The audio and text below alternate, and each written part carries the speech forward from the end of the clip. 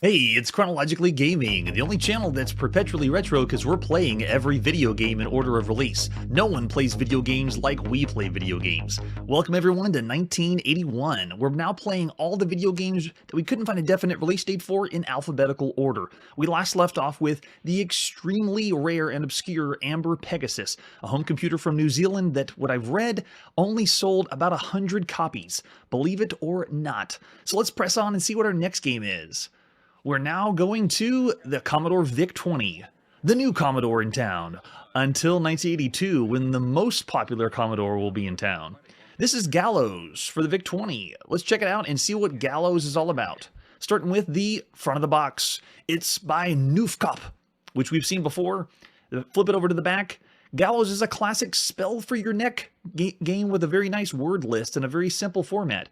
Spell for your neck, I don't think I've ever heard that as a genre for a game, but there it is. Gallows uses keyboard only because I'm pretty sure we're playing Hangman. At least that's how we say it in North America. Let's pop it and play Gallows for the Commodore VIC-20 by Scott Elder. Way to go, Scott. And there it is. It's Hangman. You take a guess.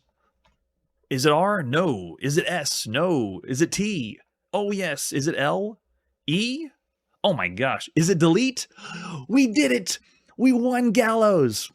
You hit space to play again, and then it looks like it's the same number of letters every single time, right? Yeah. R, T. Okay, but at least we're getting something different every time. But that's pretty much it for Gallows. Of all the games we played up to this point, that is bad. We could play so much more, especially on the VIC-20, so it's in the bad range. It is not broken. It's a very acceptable game of Hangman. However, we'd like to spend our time elsewhere. For Gallows, I'm going to give that one 1.5 stars. It's not down in the broken range, but oof, lots more we could play instead of that. And with that, let's press forward and see what's next after Gallows. All right, this is Ghost Hunter for the Atari home computer. Not familiar with this one. Looks like this is by Arcade Plus. Let's take a look at Ghost Hunter and see what it's all about, starting with the box. Arcade Plus presents Ghost Hunter, the ultimate game of hide and seek. Hide and seek, eh? It kind of looks like Pac-Man on the front of the box, if you ask me. If we flip it over to the back, looks like this is designed by Larry Richardson. Way to go, Larry. The mansion on Huckleberry Hill is haunted. Your mission is simple. Rid the mansion of Huckleberry of ghosts before they get you. For 1 or 2 players, plus exclusive head-to-head competitive play. Oh my goodness, is that true? It says 51 game variations with multiple skill levels. 1 or 2 games, you can even build a hunter, hide instantly, fast-paced 10-color action with 4-channel music and sound. That looks really impressive for the Atari home computer. Any other artwork we have? We have 2 different boxes. This is the box that came for the disc, and this is the box that came for the cassette. So again, back of the box for the disc, back of the box for the cassette, and then advertisement for us. Ghost Hunter by Arcade Plus, an instant hit that's captured the imaginations of thousands of Atari home computer owners worldwide, acclaimed by many as the classic maze game, bar none. Whoa. And Pac-Man would be the classic maze game. That's pretty bold, Arcade Plus. It says it's innovative game design and maximum play value, challenging arcade game that gets better and better, animated sports games that pit you head. Oh yeah, this is just advertising for Arcade Plus. So they also are advertising for Arcade Pro Football and Night Rally, also by the same company. And then there's the example of the 5 1/4 floppy disk and the cassette tape.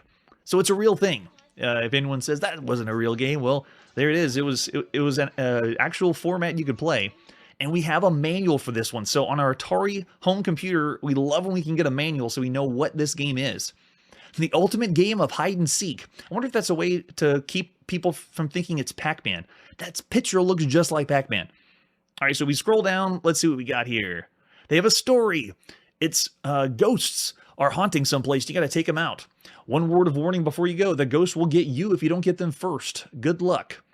We'll breeze by how to load Ghost Hunter, because ours are just going to load by themselves. And then how do you play? This one says 51 game variations, which is pretty impressive. We've seen this kind of thing on the Atari VCS, and it's pretty cool to see on the Atari computer when it takes advantage.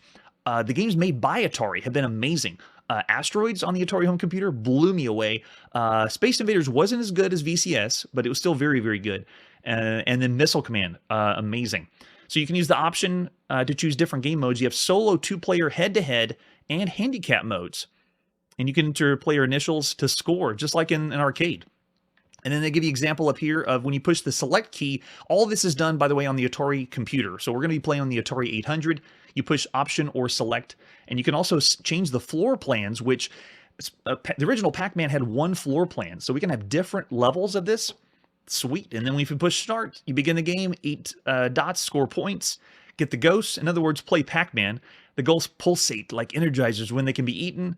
In other words, you get the power pellet, and then you... Okay, we'll do it from Ghost Hunter's rules, because we know Pac-Man's rules. But it says ghosts will pulsate like energizers when they can be eaten. Just before they return to the normal state, they alternate between pulsating and their normal color. You can pause at any time pushing the space bar. You can start the game over by pressing the Start key, and return to the game mode by pressing Option. Return to floor plan by pressing Select. Do not press System Reset. That'll clear everything. And this uses the Atari controllers. One joystick, one button is all you need. Plug the joystick into jack 1 so we can have 2 joysticks. I'm going to go ahead and get 2 joysticks ready to plug into my Atari 800. And then as we scroll down, it has a game matrix like it does on the manuals for the Atari VCS. So we got solo play. Look at all the 2-player modes. Then they have head-to-head modes with handicapped, which I'm not sure what handicap does. So it says, build a hunter. There'll be a piece of hunter that appears near the cellar, an area where the ghosts enter the floor. If you eat 6 of these pieces, you'll be rewarded with a new hunter or a new life. You begin the game with a troop of 3 hunters or 3 lives. Because apparently we're the hunter, we're not Pac-Man. And then instant hide. If you press and hold the red button on your joystick, your hunter will instantly disappear up to 5 seconds. Whoa, they have a new mode then. We get the power pellet to destroy the ghosts, but then you can also push the Atari button, the red button, and you can hide once per hunter. And then we have head-to-head competition. This feature is what sets Ghost Hunter apart. It adds a new dimension to Atari computer games. 2 players can now play simultaneously rather than just take turns. Whoa. Ladies and gentlemen, this is the very first game that is Pac-Man that we can play at the same time. If that's what it's saying, we'll see what happens when we actually load the game. We have random floor plans, so if you push R, it'll randomly change the map for you, which is awesome. Then there's also player handicapping. It says that more experienced players handicap hunters by slowing them down. Okay, so if you look at the grid, or the matrix, it says that you can play with 2 people, and one player will be slower than the other one. So if you're playing with a younger brother or younger sister, yeah, maybe it's false advertising, maybe not. We'll see. All right, so there's our scoring. All the points that we'll get to play the game, and then some last words about tips and tricks like they've been doing with Atari. And if we scroll back down, anything else? Nope, just the warranty. Wow. I am intrigued. Okay, so let's see what different versions we have. We have 2 on disc, 1 on cassette. We're going to be playing on disc, the disc version of Ghost Hunter, released at some point in 1981 by Larry Richardson. Way to go, Larry. This is from Arcade Plus. Presents Ghost Hunter. Oh, too cool. Because it's supposed to be spooky, like we're hunting ghosts. Nice. The playfield enters like an arcade game. And like we said before, you're going to be pushing the buttons on your Atari computer. We have the option button, which you can see here I'm switching between the different options. I think it's 7. Yeah, 7 different options. And then if we push... Oh, so cool. If we push the select button on our... We're switching up the playfield, which I don't see that much of a... Oh, I see. It is slightly different. So it's changing the map. How many different playfields are there? Whoa, 16? 17 different playfields? Okay, so cool. Okay, so let's start off with just the 1-player mode. So we'll do option 1 and push and start. Here we go. First time playing Ghost Hunter. Yes, so I'm the Ghost Hunter. On the left side, I am not... Pac-Man, and you can see the ghosts. How did this one not get picked up? I gotta know if there's any licensing involved with this, because this is actually running really well. The ghosts aren't doing the other kind of formats we've seen for the Apple II. Larry programmed this so that the ghosts are actually following really same patterns that they do in the arcade. Yeah, they're pretty good. And they start off in the center, so I'm going to make my way around this side. Oh, no, I'm not. I'm going to go down here, and then to the right. Yeah, this is one of the best Pac-Man clones we've ever played. It's even adding different things, like I can do... I can hide... I just did it once, and that's all you get per life. but you can hide yourself and do like an invincibility for a brief second as a way to get away. Plus, you have the power pellets. And I'm amazed by the artificial intelligence. It's working really good for the different ghosts. And if we wanted to on the keyboard, we could push R to randomize it. And then look, they even have pieces that you pick up. So instead of the fruit, you pick up the different pieces of yourself, and then you can get another life, or another hunter, as they say. Amazing. Okay, so this was released at some point in 1981. The rights for the home console have already been taken by Atari. And at this point, they're working on the Pac-Man for the Atari VCS. So Atari had to have been aware of this game because it's on their home computer. So I want to know who had the current rights to port Pac-Man to the home computer. And maybe this didn't count. Maybe they did enough so that it didn't get picked up on the radar, because this is called Ghost Hunter. And we're supposed to be ridding the mansion of ghosts. Oh, but man, sound effects are spot on. The way it plays is spot on. One of the best feeling Pac-Man games we could play at home so far. All right, so I'm going to pull up the manual again. Let's go back in the manual and try a different game mode. So if we look at the game matrix here, we have 2-player, and then we have 2-player head-to-head. So that's the biggest one. I want to see what that's like. So we'll do game mode 3. Let's go back in the game. And here we go. So game mode 3, I got 2 controllers plugged in. Here we go. This is it. So I'm moving around one of the hunters, and oh my goodness, look at that. We have simultaneous Pac-Man, and it's like they call it competitive play, but this is 2 different people playing on Pac-Man at the same time, and you can have different boards to play on, like randomized boards. Now, Pac-Man is nowadays is a trope that we're all familiar with, but seeing this is blowing me away to the point that I would want to have someone to play with this right now. That's how good it is. But it's 1981. If you had this game in 1981, this would be like the must-have Atari home computer game. Of all the games we played, we've had some really good arcade conversions, and like Asteroids comes to mind, 2-player simultaneous, or Missile Command. Those are all very, very good, but this is another must-have. 2-player simultaneous Pac-Man, or Ghost Hunter. Was not expecting that. And then you can also do, have we done it yet? No, here, if we push R, now it'll randomize the maps when we play. So every time we finish a whole board, the next board will be a different one. So we're not playing on the same maze every time. We saw all the different ones. It was about 12 or 13, but even still having different boards is already good, because the original Pac-Man didn't have anything like that. So this means when you play competitive, someone can pick up a pellet, and then the other person can grab the ghost and get the points for it, even though the other person triggered the ghost being able to eat up. Yes, I can't believe this.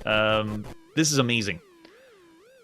I want to know when this was released in 81. It's got to be near the end. Possibly holiday season is my guess, but couldn't pinpoint when this came out. Arcade Plus is the developer, and Larry Richardson is the developer. Or the publisher. Sorry, Arcade Plus is the publisher. Larry Richardson is the developer. And let's go back to the manual again so you can see the different game modes. It's like we're playing a very high quality, polished Atari game for the computer. See, I'm already broken up because I can't believe how good this is. It has the solo mode, the 2-player mode. You can even do the 2-player mode and not do head-to-head. Let me see what that one is. So if we do 2-player mode, not head-to-head, that'd be game mode 2. And if we start this one with field R, right? Yeah, there you go. Now it's going to randomize. So every time you finish the board, it'll give you a new board of Pac-Man. All right, so this is game mode 2, but it's playing like the arcade. So I just died, and it should take over with the 2nd player. It does. So now I'm on the 2nd player controller, and this is what I would expect and what we've seen with most home computer conversions of Pac-Man. Wow. Yeah, this is too good to be true. I can't believe that. So of the 51 game variations, they weren't lying. Of the head-to-head, they weren't lying. I am blown away. Ghost Hunter is a pleasant surprise. It is so good. I'm saying this is one of the best games you could play in 1981. It's full-on 5 stars. This is Pac-Man at home, 2-player competitive Pac-Man. It's arcade quality on the Atari home computer. It's polished with all these game modes, and the way you play as Pac-Man and move around the board is very well done. The sound effects are very good, and you even have different game boards that you can play on. So it is everything and more that you would want. Ghost Hunter, check it out. If it's 1981, I wish I could go back in time and tell everyone, quick, buy Ghost Hunter. Everyone now. All right, so that was Ghost Hunter. Let's see what's next after that. We're now headed to... Okay, we're next headed to the newest adventure by Scott Adams, or one of the adventures you would have seen in 1981 because we couldn't pin down the date. This is adventure number 9, and we have it on IBM PC and also on the Atari home computer. So let's start with the IBM PC version of Ghost Town and see what Ghost Town's all about. If it's by Scott Adams, we know it's text adventure. So let's take a look at the artwork. Here's the front of the box for Ghost Town.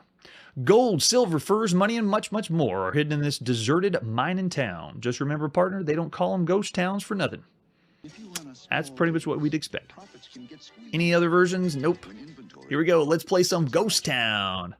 Released at some point in 1981. And this means we're doing keyboard only. I'm in a ghost town. Obvious exits are east and west. Oh, and there we go at the bottom. Welcome to adventure number 9, Ghost Town, by Scott Adams, dedicated to the Charons. I wonder if it's a family that he knew. All right, so tell me what to do. Go barbershop. Can we do that? Okay, so we're in the barbershop. We can exit south. We can get a nice, get the hat. Get that Stetson hat. Can we wear the hat? Odd. Something feels strange. Uh-oh, maybe I'm cursed wearing the hat. All right, let's go back out south. Okay, so now I'm back in the ghost town. We can also go jail. What's the jail like? Sorry, I can't. Doors closed, windows barred. Okay, can't go to the jail. All right, let's go west then. Now see a saloon and a dry goods store. Go saloon. All right, so this is adventure number 9. We've done a few of these text adventure games by Scott Adams. Right off the bat, this is pretty good where I'm able to just say what I want to do and the game understands it. I don't know if that's because the adventure games are getting better or because I'm getting better at text adventure games because we've done so many on the channel. But here we go. I'm in the saloon. I see a mirror and a large bell. Look, mirror. Okay, very pretty. What about get bell? Yes, got the bell. Let's exit out south. And now we're at the dry goods store. Go store. I'm in the dry goods store. Yeah, this is working really well. Maybe it's because the IBM PC version. You see a shovel, matches, compass, and sign. Get shovel. Got the shovel. Get matches. Get sign. All right, we got matches. Wait. Ghostly voice whispers. Vain. Maybe I'm grabbing too many things. This is a ghost town. Get compass. Okay, got the compass. All right, we got matches. I want to try to burn this place down. Use matches.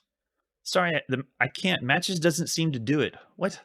How about light matches? Match flares up. Oh, it worked. And then goes out. Okay, so I can light the match, but I want to be able to, I want to burn this place down. Can I burn the place to the ground? If only, if only. These are the kind of things I wish I could do in text adventure games because they obviously are programmed for certain purposes, but it's not an end all to everything you would want to do. So in your head, if you have the imagination to do more in a text adventure game, usually you can't express that. And for me, that's one of the things that I wanted to do. I wanted to program a text adventure game that had so many commands that you could do kind of whatever you wanted to, and just to see the computer do it. All right, so that's just a quick taste of Ghost Town, adventure number 9 on IBM PCs. So we already rated the we already rated Ghost Hunter. So for Ghost Town, this one is still pretty standard for what we'd see for the time for video games. I'm going to go straight down the middle, 3 stars. If we played these adventure games longer to the very end, then we'd be able to tell quality of writing and how well it's programmed and so forth. But for text adventure games, we'll just go 3 stars. Now for the Atari home computer version of Ghost Town. Let's take a look at the box for Ghost Town. Oh, different box. Looks pretty cool. with an actual Indian that's going to kill us. Don't build the town on the Indian burial ground. All right, let's flip it over on the back. And as usual, Adventure International has all the program parameters for the game. They say that this one takes about a month to complete. Ooh, depends on how cryptic the puzzles are. They classify this as a compu-novel, any of the text adventure games. Interesting in 81 that it'd be considered a compu-novel. And then over on the right side is an overview of the story of how you got here in the ghost town. You're exploring a desert mining town in search of 13 treasures. There's rattlesnakes and enemies that are probably going to come get you. And probably lots of deaths in the adventure games.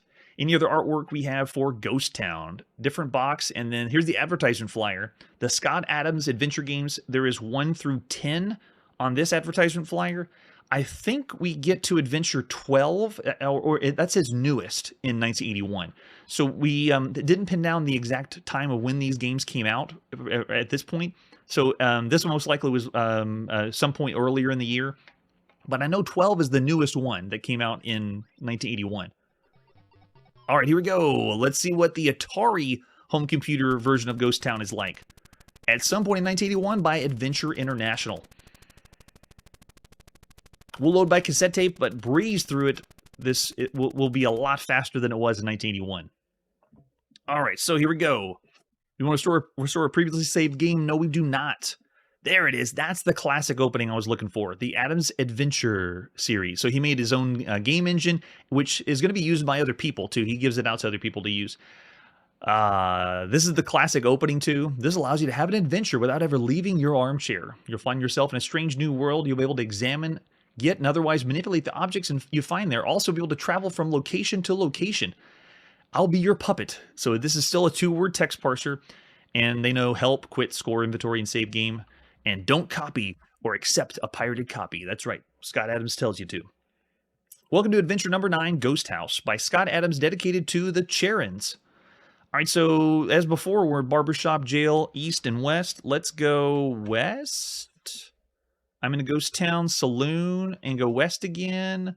We have a telegraph office and a hotel. Wow, so they made a large town for this one. Visible items are the stable, and now I'm on a road. Can I keep going west? I'm in a fork in the road. Keep going. Oh, I can only go east now? Okay. So it looks like I can only go... I'm just wanting to see the lay of the land. Lots of different places you can explore and see. And then now I'm on a road. Keep going west. I'm on a Boot Hill. Yes, another game that we played before. Visible items are rattlesnake. Get rattlesnake. Probably not a good idea to do. I'm a snake bit. I'm dead. You've made 0 bonus points out of a possible 50. No treasures. This adventure's over. Hit Y to try again. If you think that dying is the theme on this channel, well, dying was a theme on computer video games. And we played so many video games, it's not the first time I'm going to die, and it's not the last. So if we restart, it goes, back to the beginning, and you can load your saved game from there. And then we're back again. Let's go east. I'm on a road east. No, east. Then we're on Boot Hill. Can we keep going? Oh, this is the end. So the rattlesnake is the end. So go west, back to town again. West, back to town. And then let's check out the telegraph office. Go office, I'm guessing. All right, so in the telegraph office, we have a telegraph key and a large safe. Open safe, and it probably says, sorry, I can't, it's locked. A ghostly voice whispers, vain. Most likely, I knew it was going to be locked. All right, so get key. Can I use the key? What? Sorry, I can't. Wait, telegraph key? Well, this one is, the Atari versions are all in cursive. I hope it says key. Maybe it doesn't. All right, so we'll exit out south of there. We can also go to hotel. Go hotel. So the biggest thing we've seen in 1981 with adventure games is not just the graphic adventure games, but we're seeing adventure games that are giving us non-linearity. We're having them go to different places. Like when you start playing a text adventure game, now you realize you can go to different locations. And Zork did this first. Zork was a world you could explore. And now we have games that are allowing us to go to different places, inside buildings and so forth. That's the coolest thing or biggest draw besides the graphic adventure games. All right, so that's Ghost Town for the Atari home computer. We'll still give 3 stars for that one. An excellent average text adventure game for 1981. After Ghost Town, let's see what our next game is. We're still on the Atari home computer. This is Giant Slalom. A game that's another rare, hard to find one. You can see for artwork, all we have is the advertisement flyer. Down in the bottom right corner, this is by Dennis Zander. Way to go, Dennis. Bring the Winter Olympics to your computer any time of the year. Use the joystick to guide the skier down a giant slalom course consisting of open and closed gates. Different difficulty levels, take practice runs, and looks like this is $16 on cassette, $20 on disc, which is bargain for the time. And there's an example of the screenshot. We've seen some other skiing games. Looks like it's taken the same formula. A person moves to the top and then works their way down. Any other versions we have? Okay, so this game was first brought to us by Dynacomp in 1981 on cassette, and that's the version we're going to check out first. Then it was picked up by Artworks. Artworks published it on disc and cassette. So here we go. This is the Dynacomp, or the first version of Giant Slalom, released at some point in 1981. Give some props to Dennis. All right, so here we go. Let's load it up on cassette. And gotta hear the screeching sound of a cassette loading in 1981. And run it. There we go, Giant Slalom by Dynacomp. Got some skiing tracks there. Welcome to Giant Slalom Finals. You compete in a Giant Slalom to run successfully. You must maneuver your skier through the gates using the joystick. There's time penalties for hitting a gate or wide swings through the gate. Move the joystick to the left, moves you one step to the left, and then so you move left and right. And this is, again, Atari joystick. Love it. What level of difficulty do you want to play on? We're professional here, so we're doing 3, professional. Will there be disqualification for missing a gate? Nope. Are you ready to compete, or do you want to practice? We're going to compete. We're ready to go. How many contestants do you want? 9 people? No way. So this has up to 9 people, but I'm sure it's alternating play. Let's just do 1. Does 1 work? Oh, you have to say 2. All right. Well, we have our other controller plugged in to the Atari home computer, so we'll say 2 contestants.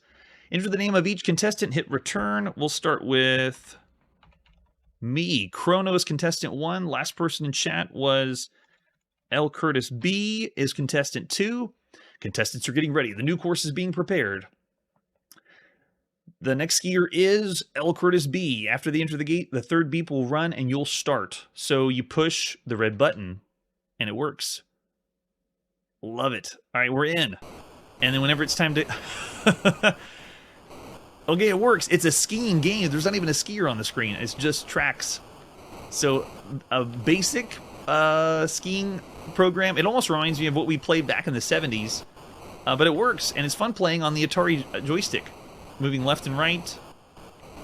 That's basically it for Giant Slalom. At least the cassette version by Dynacomp. Let's take a look at the disc version by Artworks and see what they did different.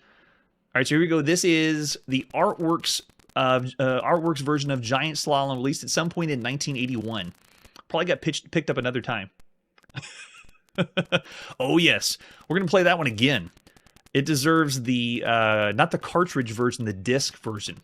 Thanks again for that. All right, so we're loading Giant Slalom. There it is, Artworks. Hey, we look like a person now. Way to go, Artworks. You added some pixels to us. All right, looks all the same as we did before. We're in the Giant Slalom Finals. Okay, I think we're ready for championship level. Let's go. Championship. Is there disqualification for missing a gate? No. Are you ready to compete? Yes, we are. We're ready to go. How many do we want? 2 contestants again. Let's do again. Let's do Bert and Ernie are competing. Contestants getting ready. The new course is being prepared. The next skier is Bert. So whenever they're ready, it's one joystick. You only need one joystick plugged in. Then you push the red button on your Atari joystick. And then whenever it begins, there he is. There's Bert. And then as soon as you start, you're now moving the joystick left and right to play. So, and we can now see the skier, but it's essentially the same game. I think Artworks, all they did to make it different. Uh-oh. They had a bad fall. They unable to complete the run and disqualified. Darn, Bert's disqualified, which means, does Ernie get to go? Yeah, so Ernie's going. You push the red button on your Atari joystick, and you're in. Ernie's playing. So if you hit the middle pylon, it's like you're dead. They give you flashing red lights. Freaky. Cool sound effects for the skiing, though. I dig it. Oh, never gonna make it. No, yeah, there we go.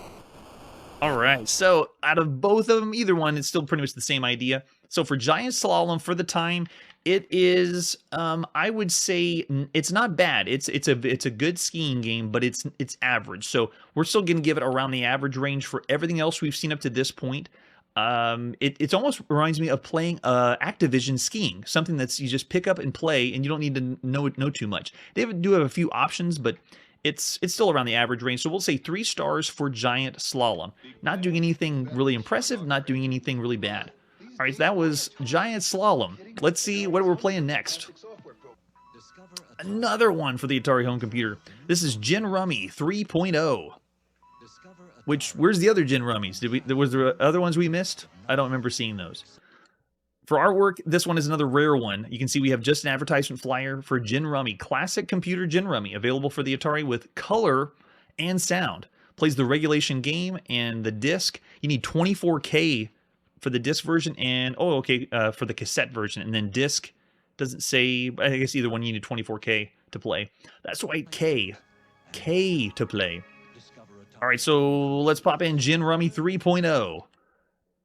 Released at some point in 1981 by S. Silverman. Way to go, S. Oh, published by Manhattan Software.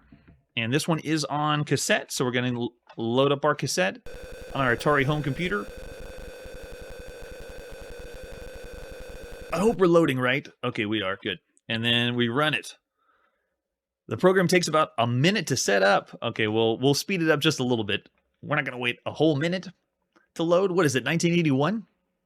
It is on cassette, so what's bizarre is you loaded the cassette, and then while the game has been loaded, it still takes another minute to set up the game. Very bizarre.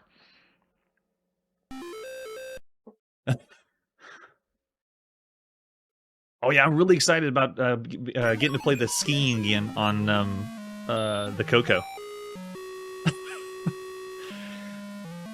We got a nice little opening and ditty for Gin Rummy, and then it's dealing us up. Oh, there we go. So it's playing with the artifacting, and you know what? It looks like it's not going to use the artifacting because the color is still monochrome. But it's these, which card do we want to go for? And if you ever played Gin Rummy, you start with a deck that you shuffle. 10 cards. I haven't counted all of it. It looks like they gave us all 10 cards. And then you put one face up in the pile, and the first person to go picks and draw what's wrong. And you're trying to get runs of suits or matches of suits.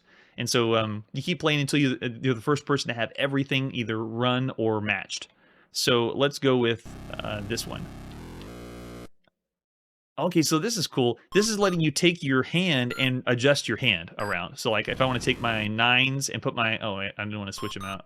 There we go. You put my 9s together, and then I have any suits of runs, but it's pretty cool because I'm using the Atari joystick. This is working to go left and right. Anything that uses joystick control, just when you think of all the other games we played on a computer, especially card games, they doing commands or typing things on the keyboard is a little more cumbersome, but this is really cool interface, considering everything else we played up to this point. All right, so looking at anything else, don't see anything else there, and then look at that. I just moved the joystick down, and it goes to ready to discard or knock. Okay, so really cool if you like Gin Rummy and you don't want to have to get cards out. It works so well, especially with a joystick. Yeah, possibly. I don't know for sure. Yeah, I just saw the chat about how to program the card character set. I'd love to have more guests on that are developers around the time. I've actually invited Nasir Gabelli to see if he wanted to come on, but I don't know if I'll hear back. And Ken Williams, but he's really busy on the new Colossal Cave adventure. But I'd love to have a developer come in and tell us, more information about games of this generation. If they can remember, it's a long time ago. All right, so for Gin Rummy, that's great. Really fun for the time. I still say, I even might seem to say above average because of the joystick control. But we'll still stick with 3. It's still a card game, but very, very well done. Very average for the time. 3 stars for Gin Rummy. And with that, let's press forward and see what our next game is. We're blazing through again. This is the Golden Baton for the TRS-80. This is one of the first games by, I believe, Brian Howarth, who took the game engine of Scott Adams and now made his own series of games called the Mysterious Adventure series. And this is the very first one. We don't have a box on the TRS-80 because it is very hard to come by. If you can find the box, awesome. I could not find any information except the screenshot for it, but we're still going to play the very first Mysterious Adventure by Brian Howarth. Let's pop in and play The Golden Baton, published by Molamerks at some point in 1981. So for the very first Mysterious Adventure, this is the first one of the first times that someone took the game engine of the Scott Adams games and made their own. So let's see what happens. What's your name? Chrono.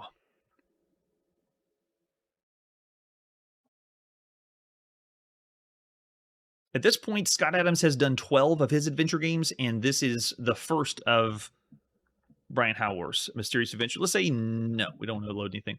Welcome, there you go. So this is the game engine made by Bruce Hansen.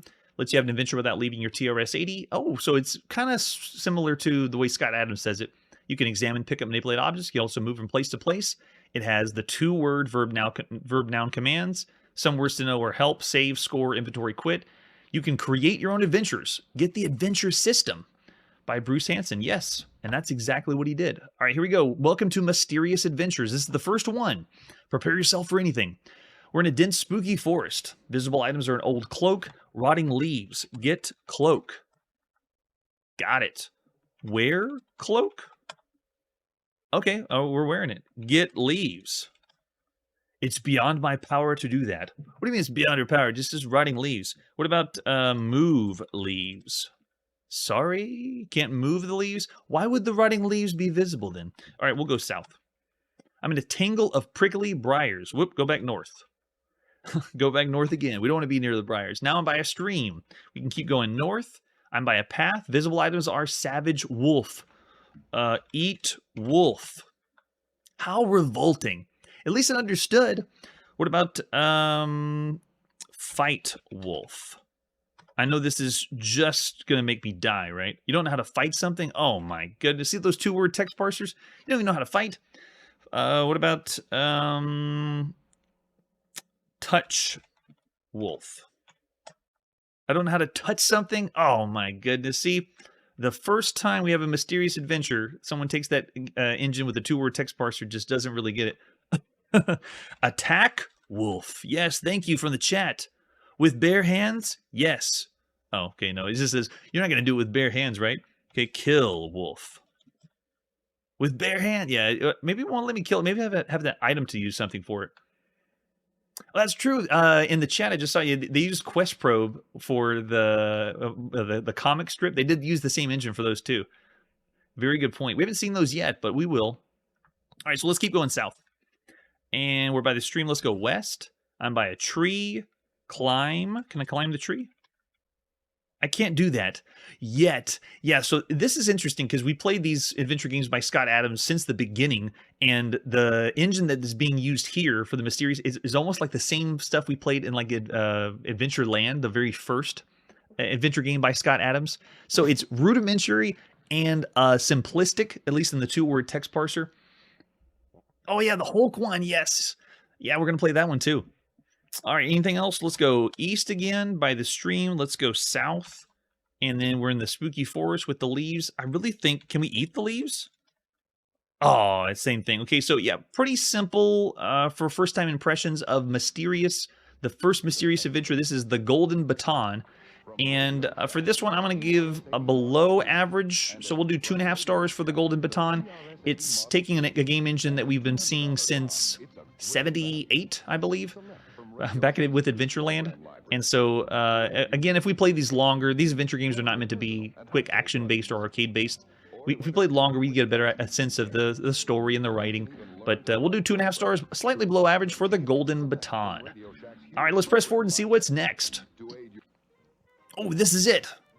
This is it. Okay, now this is the one. This is the newest Scott Adams adventure game. This is Adventure 12, the Golden Voyage. And we have 3 versions of it. We got the IBM PC version, the TRS-80 version, and the Atari home computer version. All right, so for all 3 of these, let's check out just a taste of the newest adventure game. See if we can tell the difference between the one we just played, the Golden Baton. All right, so let's start with the box. Yes. Adventure number 12, the Golden or just Golden Voyage. And still following the same trope we saw on the back of all Adventure International boxes. Looks like this one still takes 1 month to complete. They still classify it as a compu novel. The king lies near death in the royal palace. You have 3 days to bring back the elixir needed to rejuvenate him. Journey through the lands of magic fountains, sacred temples, stormy seas, and gold, gold, gold. Can you find the elixir in time? And on the right side is a lot more detailed breakdown of the lore and the story of Adventure 12, the Golden Voyage. Any other artwork we have for that one? It looks like nope. At least for the IBM PC one. All right, here we go. Let's pop in and play the Golden Voyage for the IBM PC, released at some point in 1981. There we go. Scot-free in a Scott Adams game. Welcome to Adventure 12, the Golden Voyage by William Demas and Scott Adams. Dedicated to the British band Queen. Queen? Oh, that's fantastic. Galileo, Galileo. All right, so I'm in a Persian city. Obvious exits are west. I can also see merchant sandals. Get sandals. Oh, and it crashed. That was the fastest crash. Did I die getting sandals?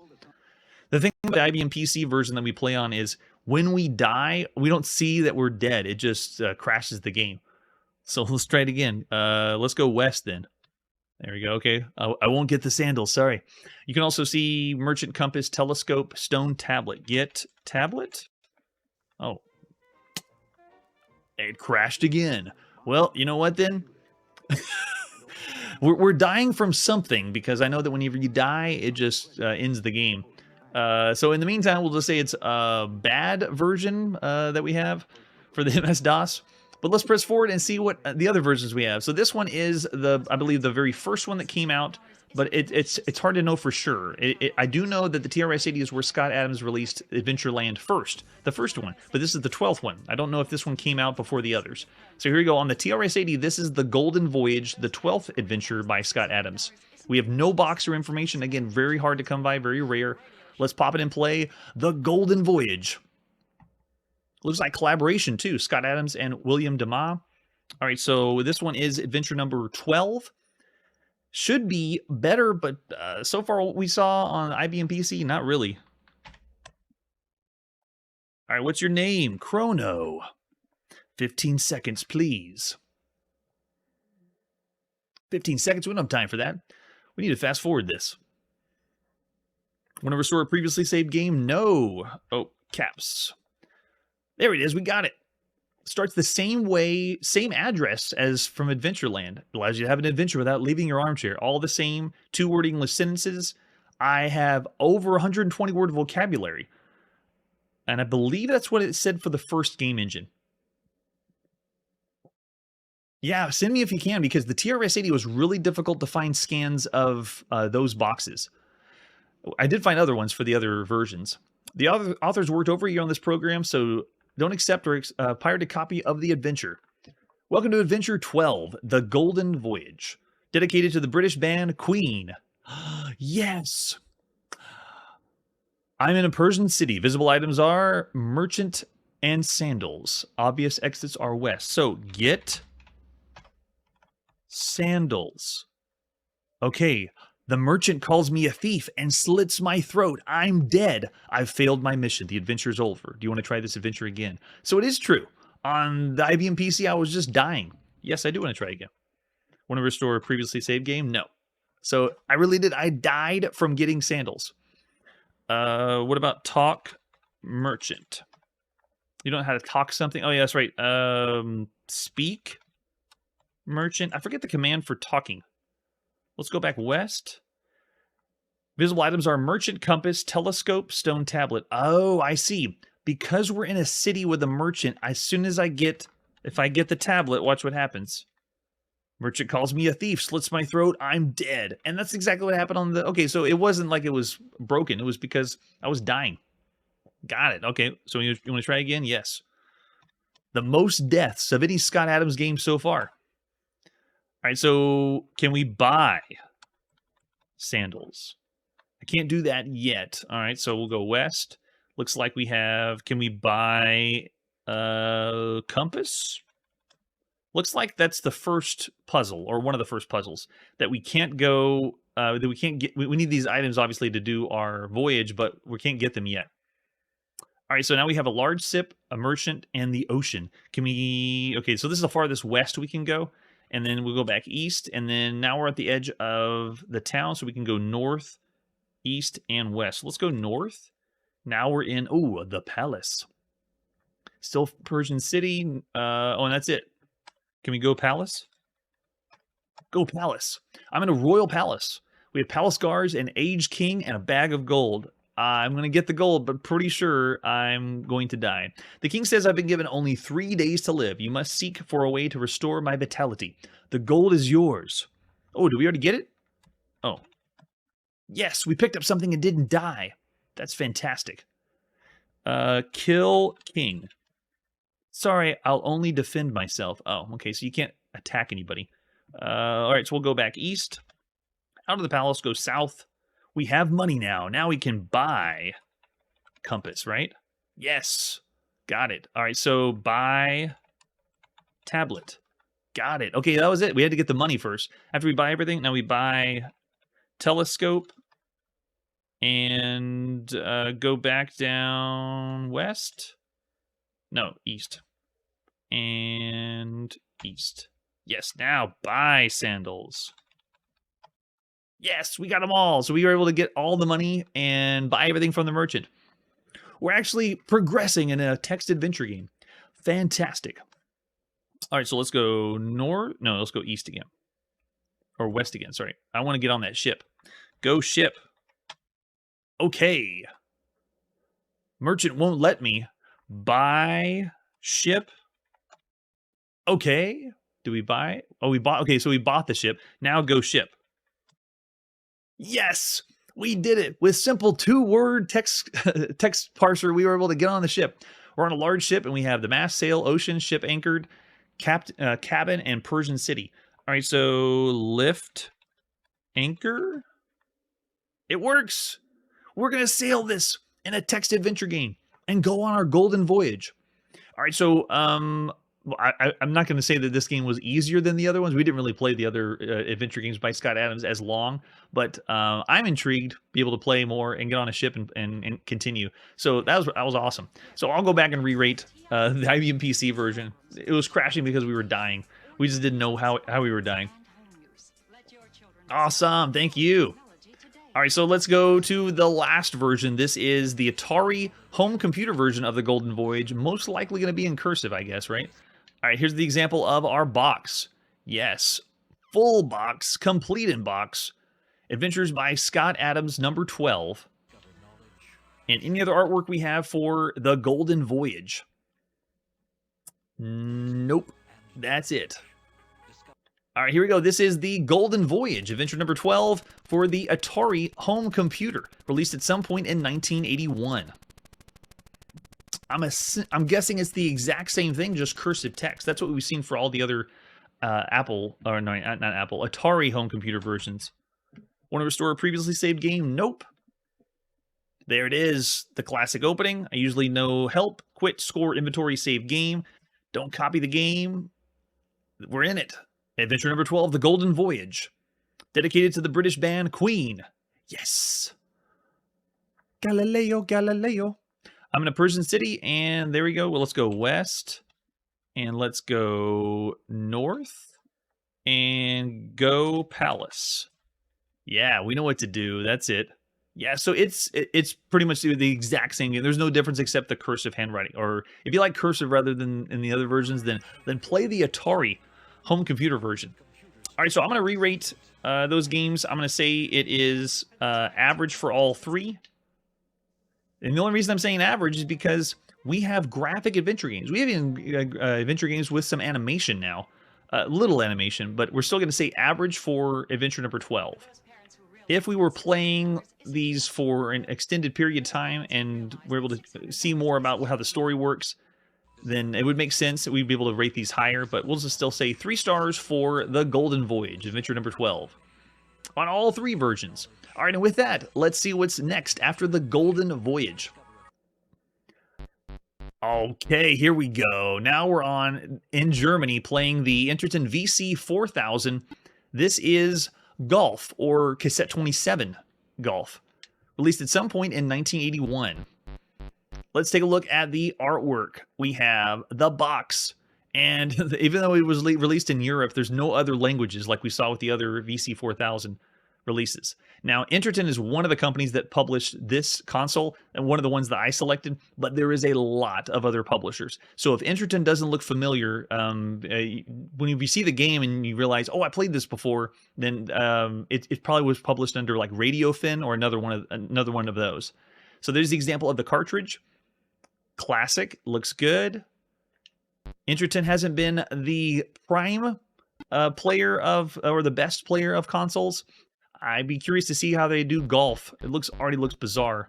Any other thing we have for this one? No. All right, let's pop in the cartridge and play some golf on our Interton VC 4000, released at some point in 1981. All right, we're in. So whenever you play the Interton, think of it like you're playing on the Atari VCS. It's going to start off with the different game modes, and we can select those. The console itself, which, you know what, let me back out again.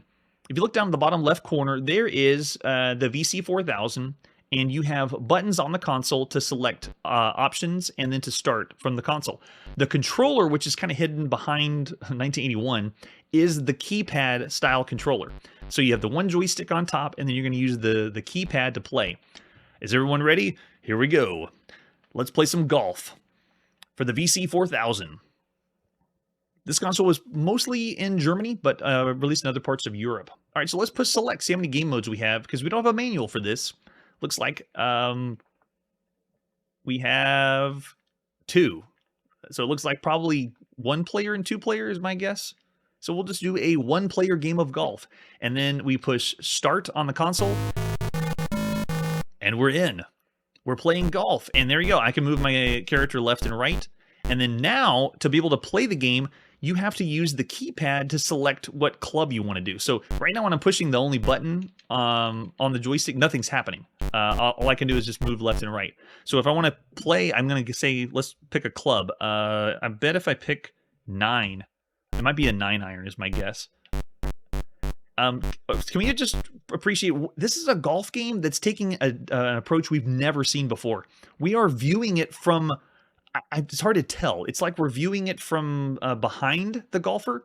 Every other golf game we played, including miniature golf, has all been top down. Atari's done it, and television's done it. No one has taken this approach or view to play a golf game. I don't know how well it's going to work, but we'll see. So here I am picking my club, and then when I want to swing the club, I guess we'll go right here, and then hold the button down, and it worked. I swung it. It worked. Okay, and it moves us automatically to the next place. Okay, so we'll do the same thing. Let's try 9. It looked like it was a good distance. All right, so let's try it again. This time, let's see what it does if I move a little bit to the side. And go. Oh, man, sweet. How far did it go, though? Nice, and it zoomed in. Okay, so we can see the green, hole number 1. I think we should pick a different club because I think I actually have no idea. We don't have a manual which kind of clubs we're doing. But yeah, that's very cool how it went into the distance. It's 3-dimensional golf. We've never seen that.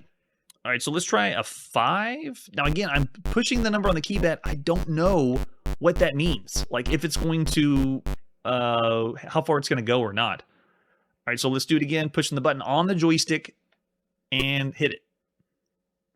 Is that too far? Oh, no, way too far. Am I out of bounds now? Yeah. I'm out of bounds, so it reset. Okay, let's try 2 then. 2? No? Okay, we'll try 3. All right, here we go. Nice and easy. Oh, nope, too much. Stop. It went too far still. So I'm trying to hit it on the green. I don't know which club to use then. All right, we'll try 4. And go. Come on, make it. I don't know if it's going to go. Oh, it did it. We made it. Yes, okay, we're on the green. All right, we got it. We got some artifacting on the bottom, possibly because of the emulation, but looks like as I move around, I can pick the club, but I have no idea how to aim. So now we look like we're playing Atari, the top-down view on the green. So let's try... Can I just push the... Oh, okay, so putters looks like I'm pushing number 1 on the keypad, and that's my putter. I don't know which one is... the side, I don't know how I'm doing this. Let's try this one and then go. The green also isn't telling me where there's any hills or valleys. It's just completely flat, I guess. All right, so again, go for the putter and then hit it in. I don't know how to aim, though. It's so bizarre. It's like I'm playing the one on Atari. You have the freedom to move all the way around, though, which is kind of cool. See how I'm walking around? All right, get the putter out. All right, here I go, trying again. It is going... No, it didn't go in the hole, though. It's a different approach for a game we've already seen on Magnavox, Intellivision, and the Philips Video... Well, they would have had the Philips Video Pack in Europe. So they have to have seen those other golf games. I wonder if they took this approach to just be different. I don't know which way I'm supposed to go. Can I do that? It does work. What in the world? Okay, just to give you a heads up, the joystick for the Interton VC 4000 is not digital like Atari's. It's analog. So whenever I push number 1 on the keypad and I have my putter out, I'm moving the analog around, and if I aim it like in relative position to where the hole is, so I'm taking the joystick and I'm moving the joystick in that position, and then I hit the button, it goes where I want it to go. It's so bizarre. I'm already at stroke 11. Not having the best game of golf, though. All right, so I meander over to the ball and try it again. Go. Yeah, it's really difficult because it's not giving me a really good gauge of where it's headed. I wonder if that's because the artifacting at the bottom is supposed to display where it's going. Yeah, I don't see it. That's true. I see. That's true. I think I'm going all the way to the edge, and it's too powerful, and it's not allowing me to finish the shot. All right, let's try it again without going all the way. Go! I wonder if that's why they made the hole so big. They made the hole larger because they knew people weren't going to be able to get it in all the way. Come on, let's go! All right, so go and putter again. Come on, nice and easy. Nice and easy. Yeah, I'm having to slowly move the joystick to get it in the direction I want, but it's very, very sensitive.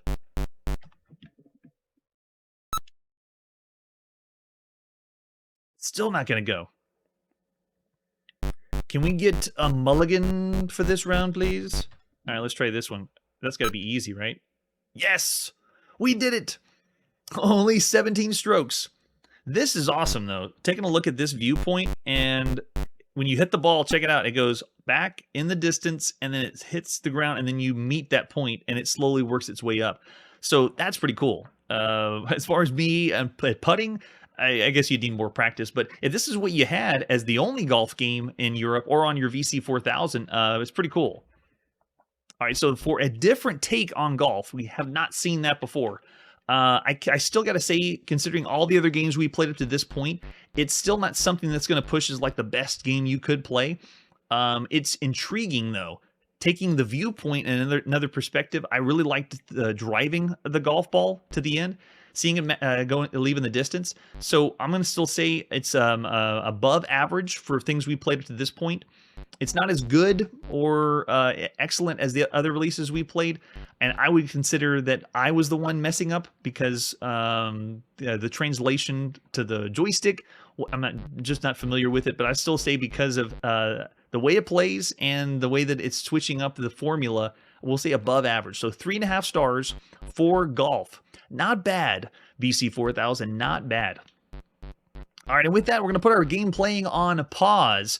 We are in the G's, playing all the games released at some point in 1981 as we close out the rest of the year, and we have so many more games to go. Lots more fun to be had and games to check out from all over the world as we play everything. Thanks so much for joining me, everyone on Twitch and YouTube. I wish you all a very fond farewell.